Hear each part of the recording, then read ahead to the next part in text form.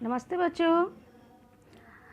आज हम पाठ 1 भाषा का क्वेश्चन आंसर देखते हैं।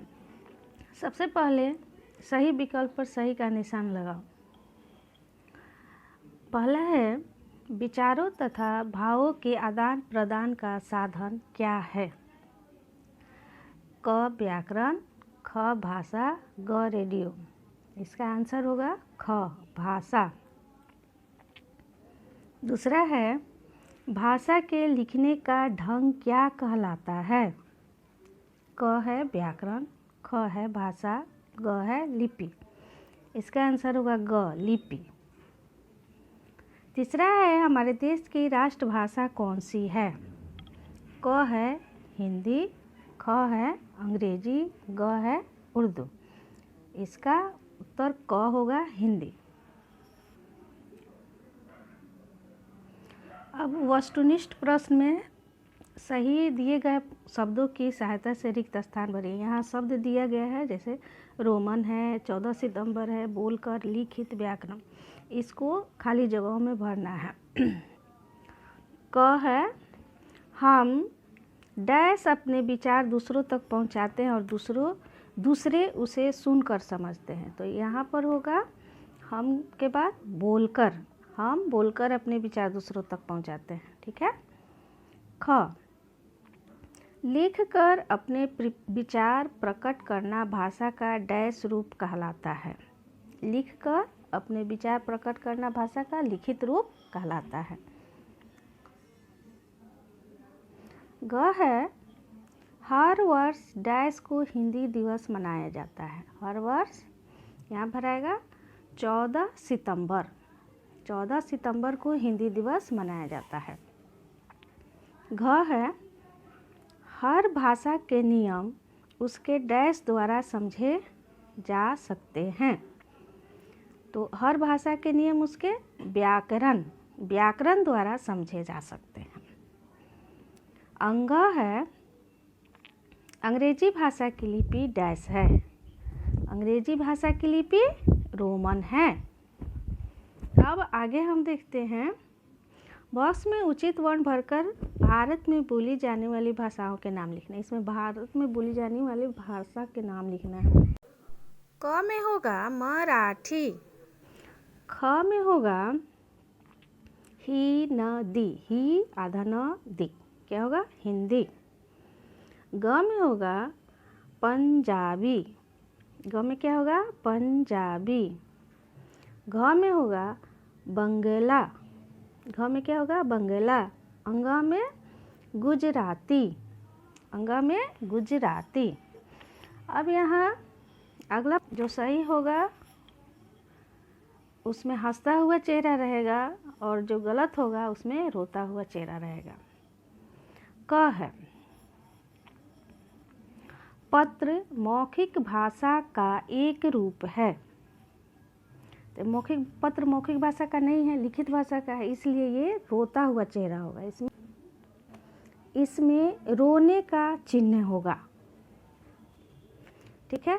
ख, भाषा के लिखित रूप को लिपि कहते हैं। ये सही है? नहीं, गलत है। इसमें भी रोने का चिन्ह होगा। ग, संसार के सभी लोग एक ही भाषा बोलते हैं। इसमें भी रोने का चिन्ह होगा, एक भाषा नहीं बोलते हैं। घ, गुजरात में पंजाबी भाषा बोली जाती है। इसमें भी रोने का चिन्ह होगा, यहाँ पंजाबी भाषा नहीं बोली जाती। अंग, भाषा के 2 रूप होते हैं, मौखिक तथा लिखित। इसमें हंसने का चिन्ह होगा, सही। अब है यहाँ नीचे दिए गए वर्ग पहेली में कुछ भारतीय भाषाओं के नाम छिपे, उन्हें ढूंढ कर लिखिए। इसको मैं बता दे रही हूँ, आप लोग भी अपने कॉपी में लिखेंगे। ऊपर से नीचे की तरफ देखते हैं। गुजराती,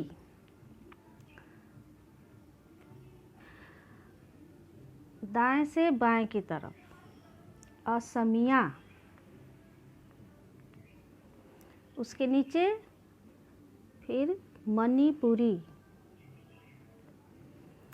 फिर उसके नीचे राजस्थानी,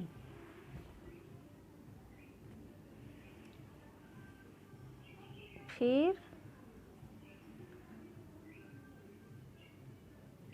उसके बाद सबसे नीचे देखते हैं हिंदी, ठीक। फिर उसके बाद देखते हैं लास्ट में, अंतिम में सबसे ऊपर से नीचे की तरफ पंजाबी,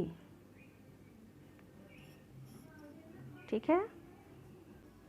अब नीचे दिए गए प्रश्नों के उत्तर लिखना है। हमने यहाँ अपने नोटबुक में लिख दिया है, आप इसे देखकर अपने नोटबुक में लिख लेंगे। भाषा किसे कहते हैं, यह कितने प्रकार की होती है, नाम बताएं। अपने मन के भाव दूसरों तक पहुंचाने तथा दूसरे के मन की बात को समझने का साधन भाषा कहलाती है। भाषा दो प्रकार की होती है, एक मौखिक, दूसरा लिखित। प्रश्न संख्या 2 है, लिपि किसे कहते हैं। दो भाषाओं के नाम लिखकर उनकी लिपियों के नाम भी लिखिए। उत्तर है, किसी भाषा को लिखने का ढंग उसकी लिपि कहलाता है। भाषा और लिपि मैंने लिखा हुआ है यहाँ, हिंदी, देवनागरी, पंजाबी, गुरुमुखी। प्रश्न संख्या 3 है, व्याकरण किसे कहते हैं, इसकी ज़रूरत क्यों पड़ती है। उत्तर है, भाषा की व्यवस्था के नियमों को व्याकरण कहते हैं। व्याकरण की ज़रूरत शुद्ध रूप में बोलने, लिखने, पढ़ने और समझने के लिए पड़ता है। इस तरह से आप लोग का इस पाठ का प्रश्न उत्तर भी समाप्त हो गया। आप सभी से निवेदन है कि अपने कॉपी में लिखेंगे और इसे याद करेंगे।